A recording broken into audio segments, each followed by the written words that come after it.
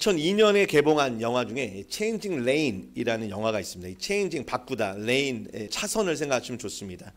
이 영화는요, 사소한 자동차 접촉 사고로 시작된 두 사람의 복수극을 그린 영화입니다. 유명한 배우 벤 애플렉과 사무엘 L 잭슨이 연기한 영화인데요. 벤 애플렉은 성공한 변호사 역할을 맡았고, 사무엘 L 잭슨, 흑인 배우 아시나요? 예, 보험 세일즈맨 역할을 맡았습니다. 이 맨하튼 고속도로에서 이 두 사람이 몰고 있는 차가 아주 경미한 접촉 사고를 경험하게 됩니다. 그런데 이때 이 변호사는요, 중요한 법원 심리에 늦지 않기 위해서 그 사고 현장을 그냥 떠나 버립니다. 그리고 이 세일즈맨은요, 자기 양육권 심리에 참여해야 되는데 그걸 또 늦어버리게 돼요. 그래서 결국 자신의 자녀 양육권을 잃게 됩니다. 그리고 이 과정에서 변호사는요, 가장 중요한 서류를 거기 현장에다가 떨어뜨리고 또 가게 됩니다. 그래서 거기서 실패를 하게 돼요. 그들 모두 다 심각한 어려움에 빠지게 됩니다. 이때 각 사람은요, 점점 화가 나고 분노가 치밀어 오르는데 그 대상을 바로 이 접촉 사고를 일으킨 상대의 방에게 돌리기 시작합니다. 정말 지나가다 보면 우리에게 가끔씩 있을 수 있는 그 경미한 사고인데, 그 사고로 인해 서로에 향한 분노와 화가 치밀어 오르고, 그리고 서로에게 심각한 보복을 가하기 시작합니다. 한 사람은 상대방의 신용을 완전히 망가뜨리고요, 다른 사람은 그의 직업을 위협합니다. 작은 사고로 시작된 이 보복이 결국 두 사람의 직업을 잃게 하고, 가정이 파괴되고, 인간 관계도 끊어지고, 마지막에는 그들의 영혼까지 파괴되는 내용을 그린 영화입니다. 실제 일어난 사건은 아니지만 이 내용들을 여러분 생각해 보면 우리 일상에서 이런 일들이 얼마나 자주 일어날 수 있는가라는 아마 공감을 하실 거라 생각을 합니다. 저는 이 영화를 우연히 보게 됐는데요. 유명 배우들이 출연하길래 굉장히 재미있는 액션 영화일 줄 알고 봤는데, 액션은커녕 서로 복수심에 불타서 서로 인생을 망치는 이야기입니다. 그래서 영화를 보고 나서 굉장히 찝찝하고 내가 괜히 이 영화를 봤네 했는데, 수년이 지나도 그 이야기가 계속 떠오르는 겁니다. 어떻게 작은 사고가 하나가 이렇게 서로 인생을 망가뜨릴 수 있는가. 아마 이 영화는 우리에게 이런 중요한 질문을 던질 겁니다. 복수가 우리를 행복하게 할 수 있을까? 그리고 어떤 답을 주죠? 절대 아니다라는 거죠. 복수는 일시적인 만족감을 줄 수 있습니다. 화가 나서 저 사람 한 대 때리면 어우 속 시원해. 그런데요, 그 다음은 더 큰 불행이 이어지게 됩니다. 작은 보복은 점점 커지게 되고 결국 우리의 생활을 뿐만 아니라 우리 영혼을 망가뜨린다는 것을 우리는 알아야 합니다. 예수님이 이런 세상을 아시고 그리고 우리에게 말씀하십니다. 악한 자를 대적하지 말라. 뭐라고요? 악한 자를 대적하지 말라. 어떻게 악한 자를 대적하지 않으며 살 수 있습니까? 아마도 억울하게 살란 말입니까?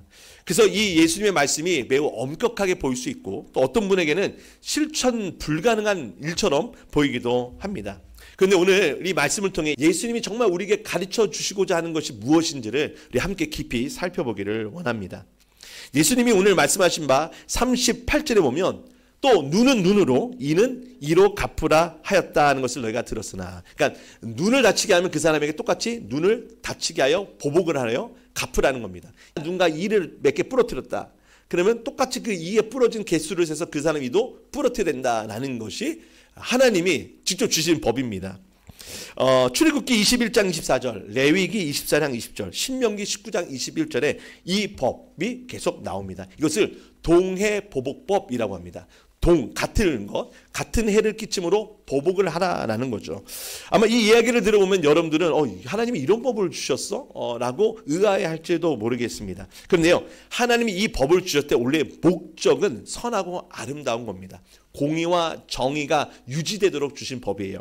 그러나 문제는 그 법이 이 악한 인간의 손에 쥐어지게 되면 문제는 달라진다라는 거죠. 여러분, 어린아이들 싸우는 거 본 적 있으시죠? 지나가다가 살짝 툭 쳤는데 뭐야 하면서 또 쳐요. 근데 자기가 맞은 거랑 똑같은 힘으로 가는 게 아니라 더 세게 하죠. 어머, 나는 살짝 쳤는데 왜 이렇게 세게 쳐 하면서 또 더 세게 하죠. 그러니까 이렇게 조금씩 치던 것이 나중에는 점점 커져서 이제 주먹 다짐까지 하게 되는 거죠. 여러분, 이 문제는 어린이들만의 문제입니까? 어른들은 안 그럽니까? 주먹 다짐은 안 하지만 괜히 내가 한번 안 갚으면 하고 싶고, 저 사람에게 내가 한번 기분 나쁜 거 쏟아주고 싶고, 그러면 똑같이 똑같은 크기로 똑같은 물리적의 계산으로 갚을 수 있나요? 안 됩니다. 우리는 누군가가 나에게 상처를 주면 우리는 먼저 화가 나면서 더 크게 갚아주고 싶어 합니다. 이게 바로 우리 인간의 타락한 본성에서 나오는 모습입니다. 인간은 타고날 때부터 똑같은 크기의 보복을 할 수가 없습니다. 더 화가 나서 더 몇 배로 갚아줘야 되는 것이 우리 인간의 타락한 본성입니다. 즉 우리 안에는 이 악이 작용하고 있기 때문에 공의와 정의를 우리는 이룰 수가 없습니다. 악한 마음이 자리 잡은 사람은요, 이 복수를 통해서 계속해서 무한한 복수의 사슬을 이어가게 됩니다. 여러분, 복수란 그렇죠. 한번 복수를 하면 또다시 복수가 옵니다. 무한히 이 쇠사슬처럼 엮여서 끊어지지가 않아요. 하나님이 이 동해보복복을 주신 이유가 바로 이것 때문입니다. 즉 이 복수의 무한한 사슬을 끊어버리기 위해 하나님이 이 법을 주셨어요. 어떤 의미일까요? 자, 잘 들어보십시오. 눈은 눈으로, 이는 이로 라는 이 법은요, 제한을 두는 법입니다. 뭐라고요? 제한을 두는 거예요. 바꿔 얘기하면 눈 하나를 다치게 했다면 그 이상의 벌을 주지 말아라 라는 겁니다. 우리는 과도한 복수를 하고 싶어요. 눈 하나를 다치게 하면 그 다음 어떻게 해요? 두 눈을 다치게 하고 싶은 게 우리 인간의 악한 본성이고 결국 과도한 복수로 가게 되죠. 근데 이 눈에는 눈, 이에는 이라는 이 법은 사실상 하나님이 피해자 개인에게 너가 스스로 집행하라라고 주신 법이 아니에요. 이 법은 재판관이 재판을 할 때 이 원리로 삼아라고 주신 거예요. 즉 동해보복법은 개인의 복수를 위한 것이 아니라 뭐예요? 이 공동체를 공의와 정의를 유지하기 위해 재판장들에게 주셨고 이 법정에서 재판관들은 공정한 판결을 하기 위해 이 말씀을 원칙 삼아야 한다는 것이죠. 그런데 예수님 당시에 이 율법을 가르치던 서기관과 바리새인들은요, 이것을 달리 해석을 합니다. 그들은 크게 두 가지 실수를 하는데, 첫째는 하나님이 재판관에게 주신 이 지침을 개인의 용도로, 개인의 명령으로 바꿔버렸어요. 다시 말해 그들은 모든 사람이 내가 직접 눈에는 눈, 이에는 이로 보복할 수 있는 권리와 의무가 있다는 식으로 이해를 했다는 겁니다. 목적은 그게 아닌데. 둘째, 그들의 실수는 뭐냐? 하나님은 이것을 부정적인 제한으로 주셨다고 그랬죠. 눈을 다치게 했다면 눈 이상을 다치게 하지 말라라고 주신 거예요. 그런데 이 바리새인과 서기관들은 이것을 적극적인 명령으로 달리 해석을 합니다. 즉 받은 만큼은 반드시 갚아야 한다라는 자신들의 복수의 명분으로 삼게 됐다라는 거죠. 즉 누군가가 당신의 눈을 다치게 했다면 당신은 반드시 그 사람의 눈도 다치게 해야 한다라고 이것을 가르쳤다는 겁니다. 여러분, 이것은 본래 하나님이 의도하신 바가 아닙니다. 인간의 악한 마음이 하나님의 이 선한 법을 도용하고 오용하고 왜곡시켰던 것이죠.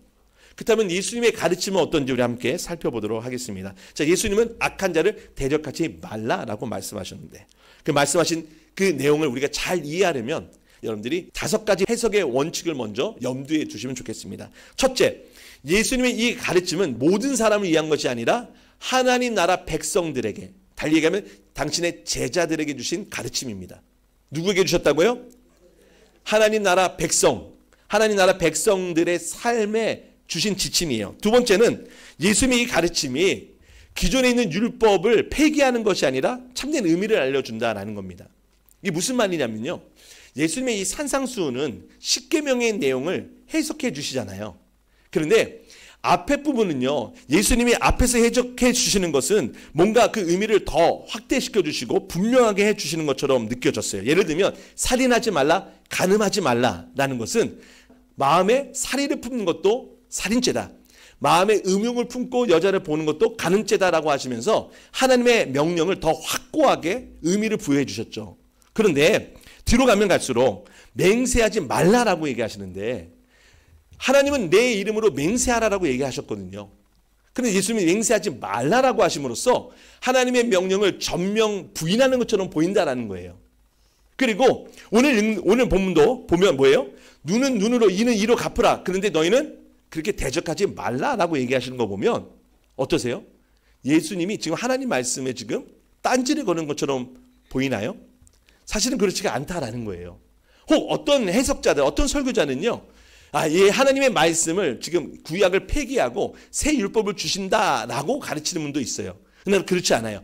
예수님은 율법을 폐기하는 것처럼 보일지라도 그걸 완성하시는 분, 그 율법의 요구가 진정한 의미로 우리 삶에 이루어지게 하는 분이다라는 것이죠. 그래서 오늘 이 말씀 악한 자를 대적하지 말라라고 하신 것은 새로운 율법이 아니라 기존에 주신 말씀을 참된 의미를 알려주신다. 이 두 번째 원칙입니다.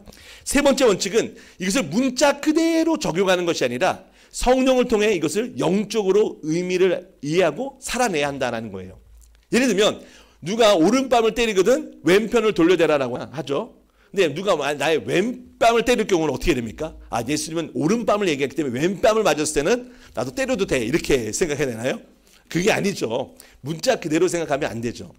그리고 예수님 자신이요 이렇게 말씀하셔놓고서는 이 산헤드린 법정에서 뺨을 한 대 맞으세요.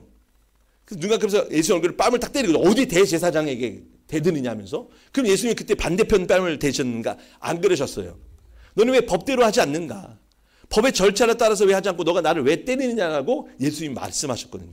그러면 예수님 자신도 뭐야 이 말씀대로 살지 않으셨는데 하며 딴지를 걸 수도 있는데 아니 이 말씀은요 하나님 나라 백성으로서의 어떻게 살아야 되는지를 보여주는 하나의 상징적 장면이며 우리의 각자의 삶에 처해져 있는 환경 속에서 내 오른밤이 아니더라도 다른 방식으로 악한 자가 나를 공격할 때 우리는 이 말씀대로 내 영적으로 다른 뺨도 내줄 수 있는 그런 말씀의 순종이 있어야 됩니다. 이게 세 번째 해석의 원칙이고요. 네 번째는 뭐냐? 이 말씀을 실천할 수 없습니다. 나에게 너무 어려운 무리한 부탁입니다 라고 생각할 수 있는데 그렇지 않다는 겁니다.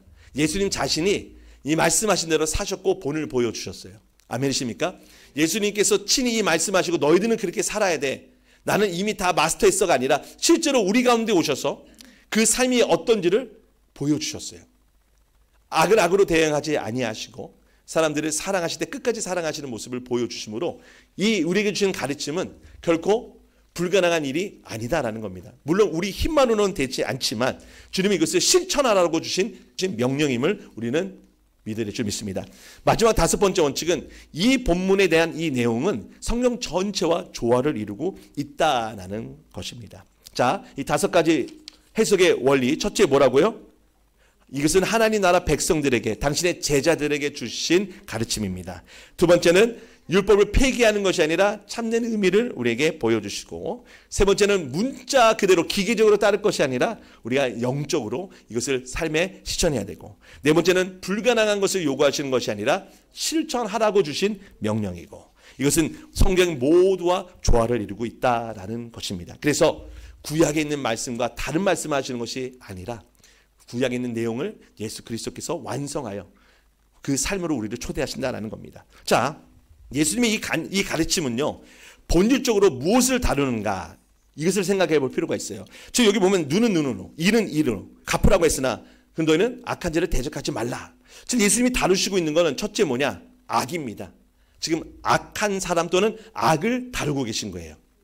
지금 겉으로 보기에는 마땅히 내가 보복할 수 있는 그런 합리적이고 합법적인 상황이라 할지라도 우리가 봐야 할 건 뭐예요? 여기서 역사하고 있는 악한 영입니다. 아멘이십니까? 이 세상에 지금 악한 원수 마귀 사탄이 공중권세 잡은 자로서 사람들의 마음에 이 악을 동요시키고 하나님 나라 원리대로 살 것이 아니라 세상 방식대로 살아가 세상을 처참히 보복하고 복수하여 피를 흘리게 하여 세상을 죽게 만들려는 것이 원수 마귀의 목적이라는 거예요. 예수님은 그 악을 소멸하기 위해 오셨습니다. 예수님은 악을 다루고 계십니다. 사랑하는 성도 여러분, 여러분들이 장차 들어간 하나님 나라에는 보복이 없습니다. 보복 없는 나라가 하나님 나라입니다. 그렇죠? 여러분 천국 갔는데 누가 내 뒤통수 칠까 봐 뒤에 눈을 달고 다 살아야 된다면 그게 천국이겠습니까? 지난 시간에도 나눴죠. 천국에는 맹세할 필요가 없다라고 그랬어요. 왜요? 액면가 그대로예요. 그들의 말과 행동은 똑같아요. 여러분 지금 우리는요 시간의 흐름이 있죠. 어제 오늘 내일이 있어요. 근데 어제와 오늘이 내가 다르고요. 내일의 내가 지금 나와 똑같을 거라는 확신을 할 수가 없어요. 사람은 날마다 변개해요. 어디가 제일 빨리 바뀌어요? 사람 마음이에요. 사람 마음은 하루에도 12번씩 왔다 갔다 바뀌잖아요. 그런데 천국은요 시간의 개념이 이제는 넘어서요. 어제 오늘 내일이 없어요. 그냥 영원이라는 시간을 초월한 곳에서 우리는 서로 만나게 되는 거예요. 그러니까 뭐예요? 변개함이 없어요. 변질될 필요가 없어요. 변질될 걸 염려할 필요도 없어요. 그런 곳에는 당연히 보복이 없죠. 보복이 없으려면 그 안에 악도 없어야 되는 거예요. 주님께서는 바로 그 삶을 여기서부터 시작해라. 비록 너희가 연약한 거 안다. 너희 마음에 복수하고 싶지, 화가 나지. 그러나 알아. 그러나 너희들은 하늘나라의 생명, 하늘나라의 삶을 지금부터 살아야 돼. 라고 당신의 제자들에게, 오늘 여기 있는 저와 여러분들에게 주신 말씀입니다. 아멘이십니까? 세상은 계속 전쟁을 치르고 있습니다. 나라가 자신들의 이익을 위해 다른 나라에게 빼앗기지 않으려고 막 전쟁을 하고 있는 나라가 많죠. 그러나 주님이 주신 것은 나라의 전쟁을 반대하라. 그런 의미보다는 우리 각자 개개인이 하나님 나라 백성으로서 어떻게 살아야 되는지를 보여줘라 라는 겁니다. 그래서 오늘 이 말씀을 받는 저와 여러분들은 정말 하나님 나라의 대표로서, 하나님 나라의 백성으로서 여러분들이 세상과는 다른 방식의 도덕을 따르고 있고 윤리를 따르고 있다는 것을 세상에 증거하시기를 바랍니다. 또 예수님이 이 본문에서 다루시고 있는 건 첫째는 악이라면 둘째는 우리들의 자아입니다. 깨어지지 않는 우리 자아. 여전히 나의 자신을 놓치지 않고 내 자신을 주장하고 싶은 우리의 자아를 이 말씀에서 다루고 계십니다. 42절 보겠습니다. 너에게 구하는 자에게 주며 너가 꾸고자 하는 자에게 거절하지 말라. 여러분 갑자기 왜 이 구절이 나왔을까요? 눈에는 눈, 이에는 이라고 나왔다가 뒤에 가보면 갑자기 너의 구하는 자에게 주고 꾸고자 하는 자에게 거절하지 말라. 뺨을 맞는 것과 돈을 빌려주는 것이 도대체 무슨 관계가 있단 말입니까? 그 안에 들어가면 뭐가 있어요? 내 자아가 있어요. 내 것, 내가 왕인, 내가 주가 되어 있는 내 자신의 자아를 주님께서는 지금 다루고 계십니다. 여러분 우리가 뺨을 맞게 되면 우리가 본능적으로 어떻게 해요? 대응하고 싶어 합니다. 즉시 대갚고 싶어 합니다. 왜 그렇죠? 그건 우리의 자존심, 나의 자아가 손상됐기 때문입니다. 뭐라고요? 왜 보복하려고 그래요? 내 피부가 아파서요? 내가 이쁜 여기 오늘 비싼 크림을 발랐는데 크림이 떨어져서 보복하려고 그러는 거예요? 아니죠. 뭐예요? 내 자존심이 상해서 그런 거예요. 그러니까 내 자아가 손상되고 내 자존심이 깨지니까 어떻게 합니까? 보복을 할 때 그냥 하지 않죠. 예를 들면 뭐 누가 한 대 툭 쳤어요. 너 쳤으니까 너도 한 대 맞아. 그래 알겠어. 너 한 대 때려. 그러면 한 대 때릴 때 그냥 때리나요? 온갖 힘을 다 끌어내가지고 그렇죠.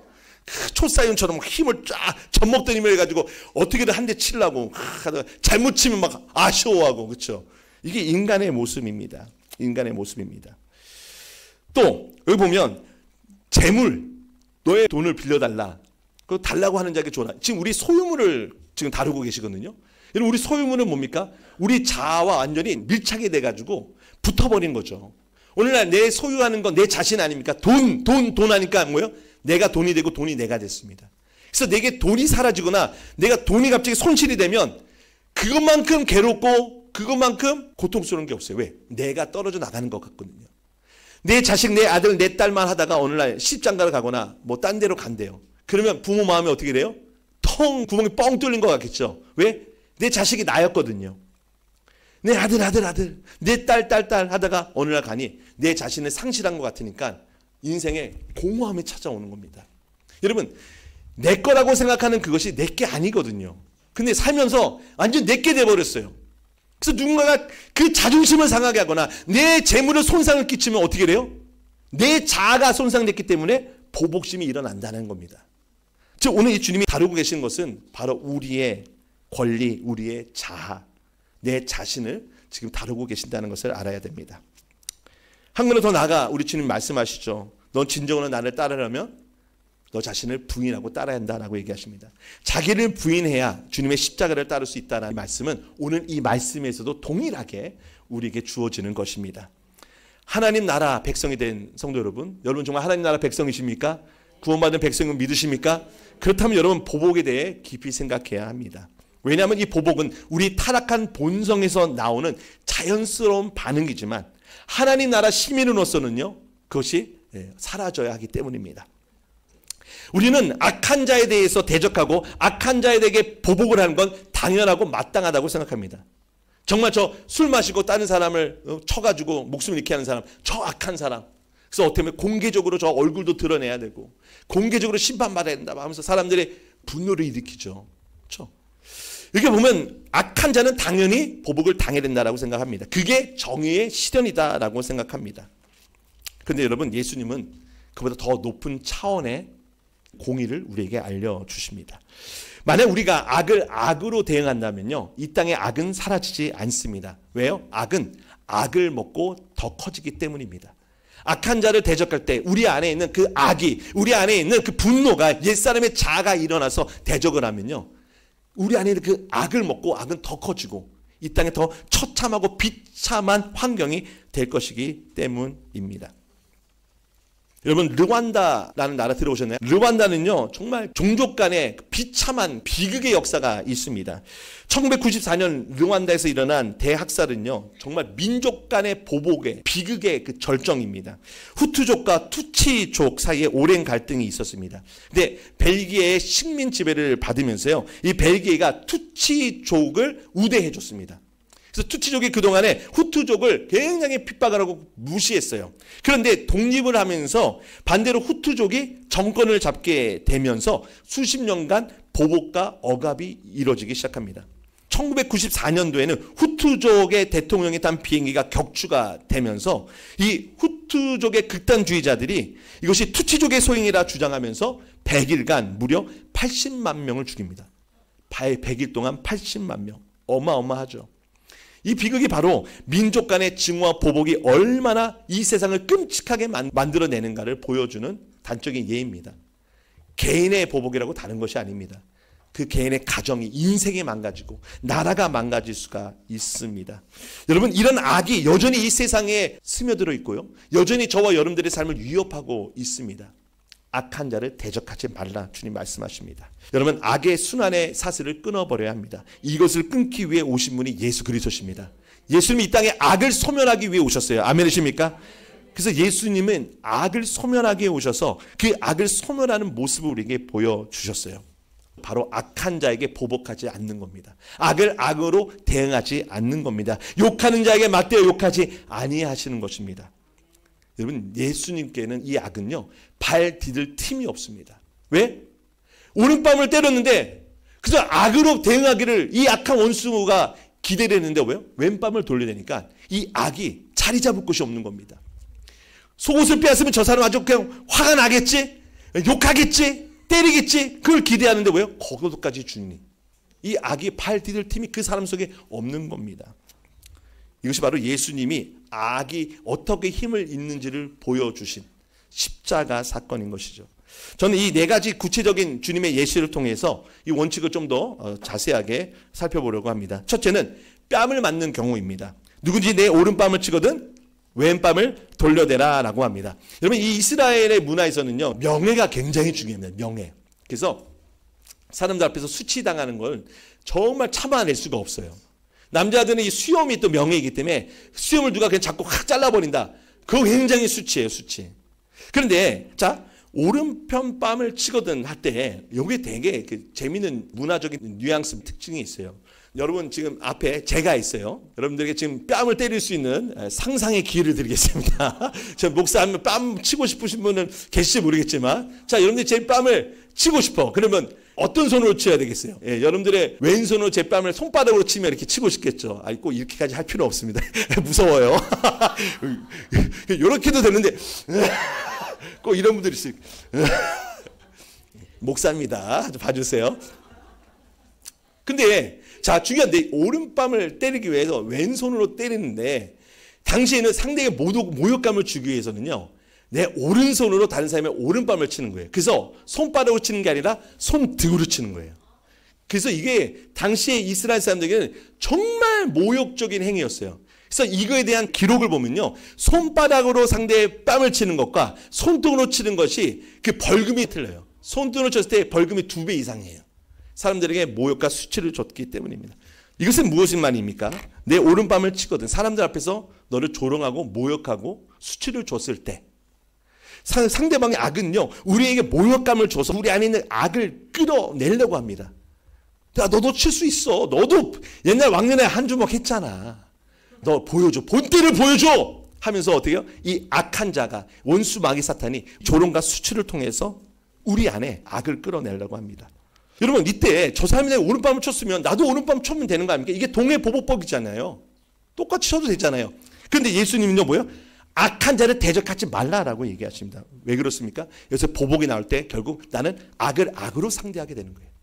악이 세상을 지배하고 있는데 그 지배하는 그 틀 안에, 그 무대에 나도 똑같이 악이라는 옷을 입고 올라가서 싸우게 되는 결과가 이루어지기 때문입니다. 예수님 말씀하십니다. 누가 너를 모욕했을 때 보복하지 말고 오히려 그들에게 다시 모욕을 줄 수 있는 기회를 줘라 라고 얘기하십니다. 나를 모욕할 수 있는 기회를 또 주는 거. 완전히 악이 발 디딜 틈 주지 않는 겁니다. 우리 쳐도 끄떡 없는 겁니다. 여러분, 아무리 주먹을 세게 했는데 허공에다 주먹질을 하면 어떻게 힘 빠지죠. 이 세상의 악이 여러분들을 만날 때마다 힘 빠져야 됩니다. 아멘이세요? 여러분들 만나면 이 악이 힘을 못 쓰게 해야 됩니다. 무력하게 만드는, 그게 악의 소멸입니다.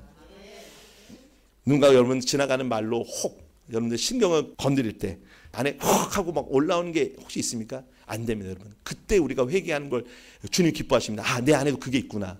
요즘 내 안에 이 악한 본성이 살아있구나. 그것을 보게 하시는 것이 오늘 이 말씀에 주시는 은혜인 줄 믿으시기 바랍니다. 자, 두 번째는 송사를 당하는 경우입니다. 40절 말씀입니다. 또 너를 고발하여 속옷을 가지고자 하는 자에게 겉옷까지도 가지게 하며. 여기서 고발이라는 말 나왔죠. 송사, 법적인 용어입니다. 예를 들어서 어떤 사람이 돈을 갚아야 되고 또는 벌금을 내야 되는데 그것을 할 수 없을 때, 그럴 때 어떻게 하면 그 사람의 재물을 담보로 잡죠. 그런데 정말 담보 잡힐 물건이 없을 때 뭘 줍니까? 자기 옷을 주는 겁니다.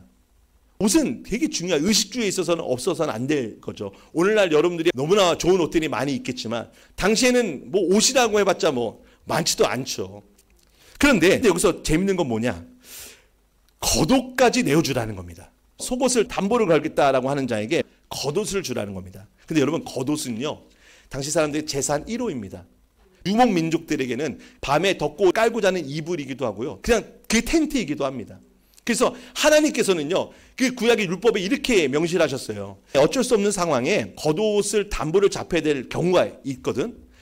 그 담보를 잡은 사람은 해가 지기 전에 반드시 돌려주라는 거예요. 밤에 잘 때 이것이 없으면 그 사람은 잘 곳이 없는 거거든요. 그런데 예수님은요, 뭐라 하십니까? 겉옷까지 내어주라는 겁니다. 누가 너에게 소송을 걸어서 법적으로 속옷을 요구한다면 법이 허용하지 않는 것까지 내어주라는 겁니다. 여러분, 얼마나 대단합니까? 법적인 권리를 요구해서 나를 해치려는 자에게 법의 요구를 넘어서서 주라라는 겁니다. 이건 대단한 도전이 아닐 수가 없습니다. 세 번째는 강제 노역입니다. 41절 보겠습니다. 또 누구든지 너로 억지로 오리를 가게 하거든 그 사람과 신리를 동행하고. 여기서 억지로 가게 한다라는 것은 뭐 여러분들 주변에 있는 사람이 나 오늘 어디 가는데 좀 데려다줘, 이게 아닙니다. 당시에 이스라엘을 점령하고 다스리던 로마의 군인들은요, 지나가는 유대인들 그들을 붙잡고 아무에게나도 물건의 운반을 명령할 수가 있었어요. 그래서 그들에게 짐을 옮기게 하는데 그 옮길 때 정해져 있는 거리가 있습니다. 그게 오늘 우리 한글로 되는 오리입니다. 뭐 영어에서는 1마일이라고 다르지만 뭐 상당한 거리가 됩니다. 유대인들은요, 이 법을 되게 증오했습니다.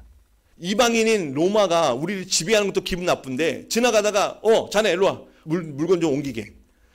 그러면 유대인들은 가다가도 그걸 해야 되는 거예요. 자존심이 상하죠. 주권을 잃어버린 삶, 종리된 삶, 노예가 된 삶. 근데 예수님 뭐라 하시죠? 오리를 가게 하거든 신리를 가라는 겁니다. 법이 요구하는 것보다 2배로 하라라는 겁니다. 이것은 강제로 시키는 일에도 기쁨으로 반응하라라는 겁니다. 여러분, 이 악한 자는요, 우리 속을 떠보려고요, 우리 자존심 상하는 일을 해요. 시켜요. 그렇죠? 너 이거 할 수 있어? 이거 좀 한번 해봐. 뭐 자존심 상하죠. 그런데요, 예수님은 어떻게 하라고 그래요? 그 기쁨으로 웃으면서 그럼요 하고 2배를 해주라는 겁니다. 이게 아닌데 내가 얘 좀 화나게 해가지고 내 말 좀 잘 듣게 하려고 했는데, 여러분, 이 악한 자가 다스릴 수 없는 사람이 바로 이런 사람입니다. 기꺼이 원하는 대로 해줄 뿐만 아니라 더 해주는 거. 여러분, 이것이야말로 하나님 나라 백성의 삶의 여유가 아니겠습니까? 또 마지막으로는 나눔의 경우입니다. 자, 42절 너에게 구하는 자에게 주며 내게 꾸고자 하는 자에게 거절하지 말라. 물질에 대한 우리의 태도를 말씀하십니다. 우리는 소유, 내가 수고하고 내가 열심히 벌어서 모은 돈 얼마나 중요합니까? 내 삶의 일부 아닙니까? 앞서 얘기했듯이 돈이 나고 내가 돈이 돼버리는 거 아니겠습니까? 그런데 주님은요, 그거 네 거 아니다라는 겁니다. 내가 맡겨놓은 거야 라는 거예요. 즉 청직이죠. 우리는 관리자입니다. 그래서 누가 와서 주가 쓰시겠다라고 하면 어떻게 해요? 당장 내줘야 되는 거예요. 근데 이거 내 건데요. 이거 내가 번 건데요.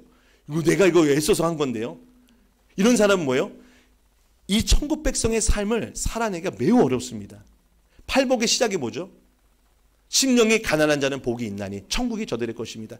하나님의 복의 시작은 내가 거지임을 선언하는 거예요. 난 내 것이 아무것도 없습니다. 나는 내 손으로 이룰 수 있는 것이 없습니다. 라고 선언하는 거죠. 그런데 누가 도움이 필요해서 꾸고자 해서 왔는데 그것을 단박에 거절하고 이건 내 거야 라고 한다면 이런 사람에게 뭐예요? 그 마음에 내 소유에 대한 집착이 강하기 때문에 어느 누군가가 물질이 되든 내 자존심이 되든 그것을 손상을 일으키고 또는 손해를 일으켰을 때 어떻게 되겠어요? 죽자 살자 보복을 할 수밖에 없는 것이죠. 여러분, 보복하지 않는 삶은요, 내 것이 없는 삶, 내 걸 주장할 수 있는 건 없는 것, 그때 이런 삶을 살아갈 수가 있습니다. 아멘이십니까? 팔복을 기억하십시오. 심령이 가난한 자는 복이 있나니 천국이 그들의 것입니다.